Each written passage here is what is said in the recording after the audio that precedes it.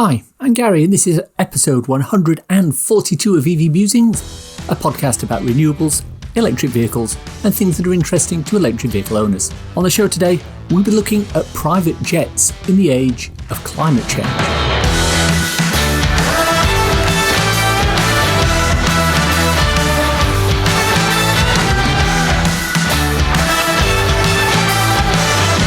This season of the podcast is sponsored by ZapMap, the free-to-download app that helps EV drivers search, plan and pay for their charging.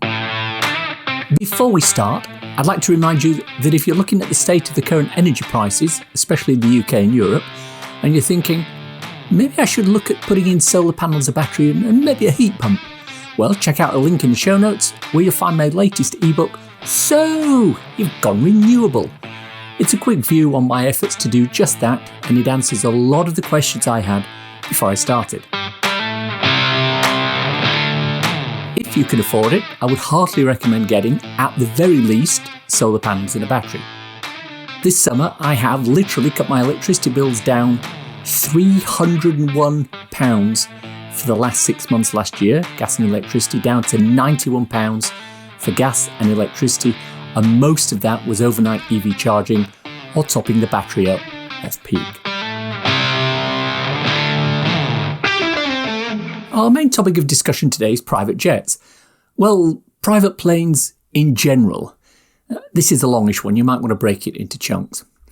You may have heard a short while back the uproar that occurred when somebody tracked Kylie Jenner's private jet doing a 17-minute flight. Bill Gates also had one that had the same issue.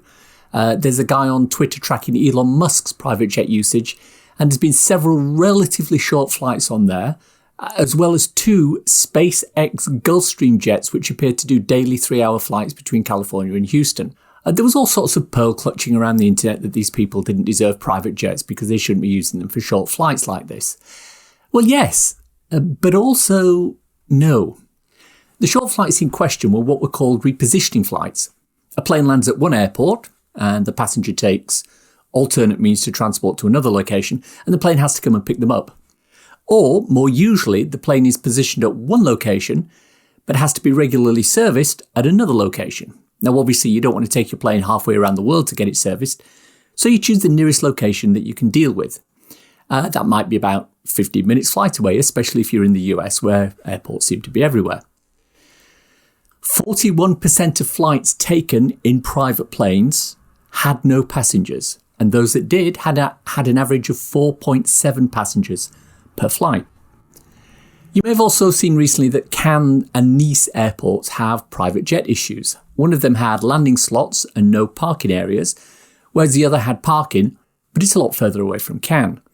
So private jets were dropping off passengers in one place, then taking a 15-minute flight to the other place to park, and on the return journey, they were reversing that. The result is 60 flights in June this year between Cannes and Nice, a distance of 35 kilometres by motorway. But the bigger issue that people seem to be missing here is the whole concept of private aviation at all.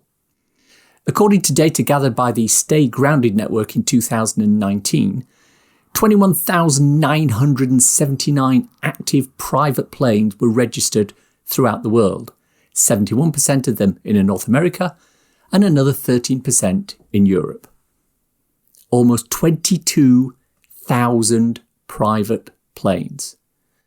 Now, obviously, they're not all jets, but still, wow. Anyway, a little bit of a story.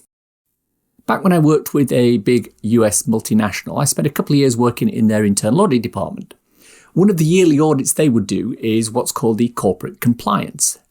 And it checks the senior management's expenses and validates that the people running the company were lining everything up with the appropriate policies that were in place. So this was a publicly traded company and obviously couldn't be seen to be doing anything underhand. Enron. So in this particular audit, they decided to review the use of the corporate jet. And I got the gig. Now, when I say the corporate jet, I mean the corporate aviation arm. It's an area with its own full department. Personnel, premises, the whole 9 yards.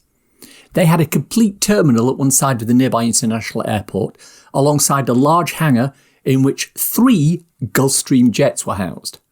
Oh, these were lovely planes. Shiny, new, fast, luxurious. Just what you'd want to be seen in if you were the senior executive travelling to Washington to ask for corporate handouts for your ailing business. The key thing I wanted to ensure was that the people who were using these expensive planes, a Gulfstream 650 private jet flying 200 hours per year, costs approximately $9,300 per hour, or $19 per flown mile on average, to make sure they were providing appropriate justification for this. So I checked the logs. Almost without exception, the justification for using the corporate jet was saves time. It was quicker to drive to the corporate hangar, 15-minute arrival before takeoff, and fly direct to, say, Washington Dulles Airport than it was to drive around to the other side of the main airport, take a business or first-class flight to Washington, and then negotiate the public terminal at that end. The thinking was that the money they were paying these corporate executives was so big that it was cheaper to spend the money on the jet than to have them fly commercial and waste time. Although having said that, someone once did the calculations and determined that it was cheaper for the chief executive officer to actually soil his trousers and get a new suit than it was for him to take the precious time to physically go to the toilet. So what does that tell you about executives and their cost-benefit calculations, eh? I did some calculations, and the most expensive non-stop flight I could find departing tomorrow for the route in question was £262. It's $315. For a flight of this distance, approximately 500 miles, that works out at 63 cents per mile, and the flight would take about an hour 40 minutes. That same flight on the corporate jet would also take around an hour 40 minutes and would cost approximately $16,275, a price difference of $15,960. Of course, if you were taking the jet, you could take a group of people with you. I think the large Gulfstream they had could seat 19 passengers maximum. On the commercial flight, that would cost a little under $6,000. Still $10,000 cheaper than the private jet. But of course, this means that the executives would have to fly alongside the hoi polloi, as well as get to the airport an hour or so earlier and suffer the indignities of delays and poor airline food. All things that their employees, such as me, were expected to do as a matter of course. Considering the most senior executive at that company earns a base salary, excluding bonus or stock options, of $1.5 million a year, his time, assuming a 60-hour work week of 50 weeks per year, is $3,000 an hour. So the 1 hour 40-minute flight to Washington would be worth $5,000 to him. Although the flight itself is not the issue, it's the time saved from the flight, which would be approximately an hour and a half, equating to $4,500. And for this, the company is spending $16,275 on the private jet. Sure, they'll say we can hold company meetings on board the jet. We can talk business on board the jet. We can discuss confidential information on board the jet. If there are 10 of you flying on the jet, that's not possible because the jet isn't set out that way. And if there's just one of you, then who are you having these conversations with? As a final note in this story, the company went through a bit of financial hardship a few years later when they lost the patent on one of their main products. They looked at the whole company to see where they could cut costs and reduce headcount. The only part which was ring-fenced off as untouchable was the corporate aviation department. So what does this tell us about private aviation? Well, it has to be said that it's a bit of a rich man's plaything, or indeed a rich woman's plaything if you look at Kylie Jenner. There are very few instances where taking the corporate jet is justifiable on a cost basis. In reviewing the whole flight log for all the planes that year on the corporate compliance audit, the only entry I could find which might have justified this was a recruitment flight where they went from a corporate aviation hangar to one of the Ivy League cities with 10 corporate recruiters on board. They used the jet because the Ivy League university was not well serviced by direct flights, but it had an executive airport very close by. They then went from that executive airport to another executive airport close to a second Ivy League school. Again, there was no direct flight between these airports. Using one of those flight tracker apps, I tried to see if I could get a picture of the scale of private aviation. Within the app I was using, you can select by airline. I chose NetJets Europe. This is a subsidiary of a company which basically connects aircraft owners and people wanting to fly in private jets. At midday on a Tuesday afternoon in August, there were, according to the app, 18 private jets run by that airline, either flying or on the ground at airports preparing to take off. If I switch to NetJets in the US, the figure jumps to 17 just in the New York/Washington area alone. Note, this was before 8 a.m. local time. Once the West Coast wakes up, that figure jumps. And these are just jets which are open to hire by strangers as part of the NetJets organisation. If we include the number of planes owned and run by large corporate airlines or mega-rich individuals, I'm looking at you, Kylie Jenner and Bill Gates, this number jumps precipitously. Remember too, these are flights either in progress or about to start or just landed, and this doesn't account for planes which are currently hangared or not ready for a departure at the moment. I can also search by aircraft type, regardless of who owns and operates it. One of the more popular private jets are the Gulfstream range, as I've already mentioned. I was at Farnborough Air Show recently and I saw that the total suite of planes they were putting together in the range, it was gorgeous. This fantastic, stylish, high proficient and really, really expensive. Checking the app, it seems that at 12:30 on a Tuesday in August, there are currently 65 of them airborne. And remember, each of these planes will usually have a relatively small number of people in a plane with quite a large carbon footprint. The top 7 ultra-wealthy Israeli tycoons have a yearly private jet carbon footprint equal to 3,368 years of carbon emissions from a typical Israeli citizen. A single hour of flight in a private jet leads to the direct emission of between 1 and 5 tons of carbon dioxide, without even taking into account all the other factors that lead to atmospheric warming. On average, a single kilometre flight in a private aircraft emits 10 times more carbon dioxide per passenger than that resulting from a 1 kilometre flight on a commercial airliner. For context, someone who drives an EV, eats vegan, has solar panels, a battery, a heat pump, can write off the whole of his carbon footprint for well over a year by taking one transatlantic flight from London to Orlando by scheduled airline. So someone doing the same flight in a private jet will be creating a proportionally larger carbon footprint. You would especially do so for very short flights because taking off is the most energy-intensive part of any flight. A common model of a private plane burns 226 gallons of jet fuel an hour on average. And jet fuel, which is typically not taxed, emits more toxic gases than gasoline petroleum. So what do we do about this? Well, it would seem that the easy solution, the one which would resolve the problem with the least amount of effort, will be to get rid of private aviation. Remove all the private jets. However, this is in itself an issue. What about all the people who make those jets? What about the pilots who fly them, the companies that operate them, the mechanics that maintain them? If you get rid of that whole sector, you're going to cause hardship for a lot of people. Furthermore, the sort of people who would suffer most from this, the corporate executives and high net worth individuals who regularly travel by private jet, are exactly the sort of people with the lobbying power and influence to stop this happening. Which is a topic of a whole other sort of podcast. So is there a plan B for this? Well, yes, there is. The sorts of planes that are being used need to be changed. We've talked regularly on this podcast about electric aviation. We know there are planes either being developed or being tested that can take the place of a number of these private jets.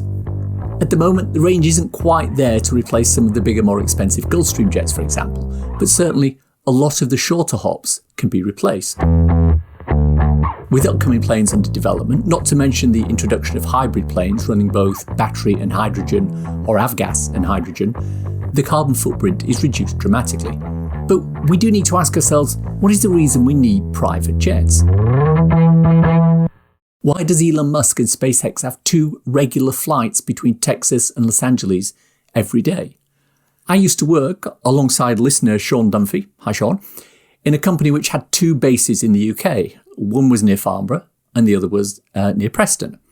They ran a company shuttle, a BAE 146 with 4 jet engines, every day between these 2 airports. And it wasn't just for execs, it was a scheduled flight that anyone in the company could book to fly on. Was it necessary? Well, I would suggest not. Was it convenient? Well, absolutely. Could it be done with, say, an Eviation Alice electric aircraft? Yes. It's 192 miles as the crow flies, easily achievable, and carbon-free. But this does need something of an attitude change at a very fundamental level. Take commercial aviation, for example. There's a website and Twitter account called Flight Free UK, link in the show notes. It's built on the premise that we don't need to always be flying everywhere. For a large proportion of the time, this is entirely accurate. A lot of us use flights to go on holiday, but do we really need to fly from London to Rome? Can we not take the train? What about sailing from Southampton to Miami instead? Sure, it takes longer, but remember, flying always used to take longer. When the first flights between England and Australia took place, it was a 4-day journey in each direction, with stops in places like Rome, Tripoli, Cairo, Qatar, Karachi, Singapore and Darwin before your final destination in, say, Sydney, Brisbane or Perth. Hell, I've done that flight. London, Bombay, Bombay, Perth, Perth, Melbourne, Melbourne, Sydney, back in the late 70s, returning via Darwin, Singapore and Bahrain. And let me tell you, it's something of a slog. But the reason for that is that they wanted the low cost of a charter flight, but needed the length of the multi-stop flight due to aircraft limitations. Back in the days when it used to take 4 days to do that trip, the journey became part of the experience. It was first class all the way, with the men wearing tuxedos and the women in dresses and pearls. There was no night flying, so overnight stops in exotic places such as Cairo were the norm. But once cheap flights started to arrive, the adventure of travelling disappeared. People wanted to pay as little as possible and expected even less of that. If it meant they had to try and sleep sitting upright on a seat that had way too little legroom for them, then so what?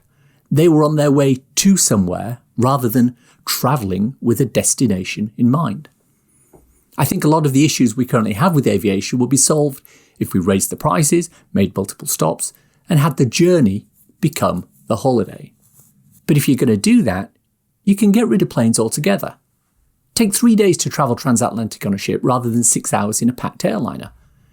I mean, I've said it before on this podcast, there are 36 flights that depart London airports and travel transatlantic every day in each direction. While that seems like a lot of flights, all the passengers on those planes could comfortably fit on a single cruise liner taking 3 days to cross the North Atlantic. But will people do that? Ryanair has recently announced that the era of the €10 flight is over. And I say, excellent. Anything we can do to make it less attractive to fly is a good thing. But when we're talking about the sort of people who can afford $9,000 per hour for a private jet, the cost issue isn't one that's that important. At a corporate level, especially if the company is one which can ring-fence the corporate jet department as non-negotiable, cost is immaterial. The same for the celebrities in this world who have their own private jets. Lewis Hamilton, Kylie Jenner, Bill Gates. Cost is not an issue. The other thing that needs to be looked at is the whole area of tax breaks for private jets. For many people, the cost of a private jet can be offset in a single year against a tax bill. So Lewis Hamilton, who earns approximately $50 million a year from his Formula One career and associated endorsements, bought a $30 million Bombardier Challenge jet. The $30 million is offset against his $50 million earnings, and it's just the remainder that is taxed. That's a huge saving for Hamilton. And the irony is that he could finance the purchase of the plane over several years, but take the whole tax saving in the first year. Admit it, if you could find a way to drop your tax bill by the best part of 60% just by buying a car on loan, you do that almost in a heartbeat, right?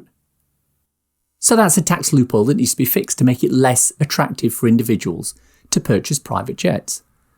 But that still doesn't solve the issue of corporates buying and running multiple aircraft. Shell Oil has a small fleet of jets which cost in excess of $200 million to buy. They aren't going to be worried about the tax implications of things like that. In fact, in their business model, the more fuel they need to buy, the more that needs to be extracted from the ground and the more profit they make at the end of the day. The other thing to do is to price private jets out of the market by putting surcharges on fuel. This affects companies like NetJets that practice fractional ownership. You don't buy the plane, but you buy the right to use the plane for a length of time. Often you can price the buyers out of the market. The issue, of course, as we've already said is that you sometimes end up putting yourself out of business. Which then raises the question of, should we be supporting businesses which are actively contributing to climate change? Well, the problem with that is it's a slippery slope fallacy. If we start putting NetJets out of business, it's a slippery slope. Where will it end? Pretty soon there'll be no airlines and literally millions of people out of work in the airline industry, at airports, and in ancillary supporting businesses. But where does it end? If we put NetJets out of business, should we then also put British Airways out of business? What about Ryanair? Obviously not, although maybe Ryanair should be out of business. The €10 airfare they pioneered is responsible, I think, for a great deal of the cheap flight mentality which permeates the travel industry. Maybe they should slip quietly away. But I do think that airfares should become more expensive so that people think twice before flying. The 36 transatlantic flights every day between London and New York, these are almost all run in large, wide-bodied aircraft. Airlines wouldn't put these flights on if there wasn't the demand. If airfares were higher, the demand would drop. If the demand drops, the number of required flights would decrease. If the number of flights decreases, the associated pollution would decrease. Airlines would still be able to fly their routes. They'd still have high occupancy rates, fewer flights, each one with a higher occupancy, and everybody wins. I contend that we could halve the number of London-New York flights in a day without causing any undue pain or inconvenience on transatlantic travellers, other than increasing the amount they pay for a flight. And this is from someone who used to do between 6 and 10 transatlantic flights per year. But I digress. This episode isn't about commercial airlines, it's about private jets. So here's a controversial suggestion of the day. Ban corporate flying. If you want to run an aircraft that can fly faster than, say, 150 knots, you need to register as an airline. You need to be covered by all the rules and regulations that relate to an airline. You need to ticket and bill everything like an airline, and you need to get slots into and out of airports like an airline. Most importantly, you need regular scheduled routes that members of the public can book. In the case of the company I mentioned earlier, where they ran a BAE 146 from Farnborough to Preston and back twice a day, that would be fine. It would mean SpaceX would need to register their Fremont to Houston flights as a scheduled service. But the important thing is they'd have to open these flights up to the general public. I mean, yeah, they could charge large fares for them, and rightly so, but they'd have to charge the employees taking the trips the same fare. If someone wanted to meet Elon Musk, all they'd have to do would be to buy a ticket on that route and hope Elon was on that particular flight that day. Although ban private jets sounds like a radical argument, it isn't really. There are any number of high-priced alternatives that the 1% can choose, including hiring security guards to ensure the privacy they say flying private brings them. I've mentioned Kylie Jenner already on this podcast. She owns a private jet plane that took the 17-minute journey recently that was lambasted by social media and the press. Her sister Chloe, apparently another one of the multitude of Kardashians, hoping to avoid the same sort of negative publicity, recently flew commercial. But she used a service called PS, based in Los Angeles. It is basically a private airline terminal with its own customers, security, TSA service, spa, dining facilities and private car parking. You drive there instead of the main terminal. They do all the check-in for you, clear you through security, take your bags to your flight and shuttle you out there in a limo to your, presumably, first-class seat. Sure, it's expensive, but it replicates the private jet experience without needing to own a private jet. And if you can afford a private jet, this service is less expensive, more eco-friendly, and better for your public image. It's only available at LAX at the moment, however, but they've got big plans. So, in summary, the top 1% of the world's population are using private jets. This is having a disproportionate effect on the pollution and carbon emissions of the rest of the world. There are cheaper, less carbon-intensive ways of doing the same thing. So, ban private jets. Thanks for coming to my TED Talk. It's time for a cool EV or renewable thing to share with your listeners. There is a family-friendly, eco-conscious alternative to cars that can be used in cities where cycling has been prioritised. It's called the bakfiets, which is Dutch for, more or less, a cargo bike. Basically, it's a bicycle which has had an extension on the front to add a container, and this container can be anything up to 4 feet long, and the front wheel is attached to the front of that. The whole idea is that parents can put their children, or their groceries, or anything else they want into the front of the back feet and take them anywhere they can take the bike. Places like Holland, Denmark, and some parts of Germany and Switzerland have gone for this in a big way. The benefit for the children is that it teaches them that cycling is a good way to get outside with your family. It also gives them a much better view of the road ahead, rather than using one of those cycles in which the child is sandwiched in behind the parent's back. When kids look forward, they see a lot more, and the journey becomes more interesting for them. Back feet come in various shapes and sizes, including ones with covers to protect the passengers from the elements. Follow the link in the show notes to see a video from the Not Just Bikes YouTube channel all about back feet. Is this something you'd look into if the conditions were right? The EV Musings podcast is sponsored by ZapMap, the go-to app for EV drivers in the UK, which helps EV drivers search, plan and pay for their charging. ZapMap is free to download and use, with subscription plans for enhanced features such as using ZapMap in car, on CarPlay or Android Auto. And that's the show for today. Hope you enjoyed listening to it. If you want to contact me, I can be emailed at evmusings@gmail.com. I'm also on Twitter at MusingsEV. If you want to support the podcast and newsletter, please consider contributing to becoming an EV Musings patron. The link is in the show notes. Don't want to sign up for something on a monthly basis? Well, if you enjoyed this episode, why not buy me a coffee? Go to coffee.com/evmusings and you can do just that. ko-fi.com/evmusings. I have a couple of ebooks out there if you want something to read on your Kindle. So You've Gone Electric is available on Amazon worldwide for the measly sum of 99p or equivalent, and it's a great little introduction to living with an electric car. So You've Gone Renewable is also available on Amazon for 99p, and it covers installing solar panels, a storage battery and a heat pump. Why not check them both out? Links for everything we talked about in the podcast today are in the description. If you've enjoyed this podcast, please subscribe. It's available on iTunes or wherever you get your podcasts. Please leave a review, as it helps raise visibility and extend our reach in search engines. If you've reached this part of the podcast and are still listening, thank you. Why not let me know you've got to this point by tweeting me at MusingsEV with the words "ban private jets." Hashtag if you know you know. Nothing else. Thanks as always to my co-founder Simon. He's currently chatting with a taxman about last year's tax bill. They won't allow him to offset his skateboards, one-wheels and unicycles against his income. They say it's too much to offset and they'll now end up owing him money. I asked him why he keeps buying them instead of a new car, and he told me, "Admit it, if you can find a way to drop your tax bill by the best part of 60% just by buying a car on loan, you do that almost in a heartbeat, right?" Thanks for listening. Bye-bye.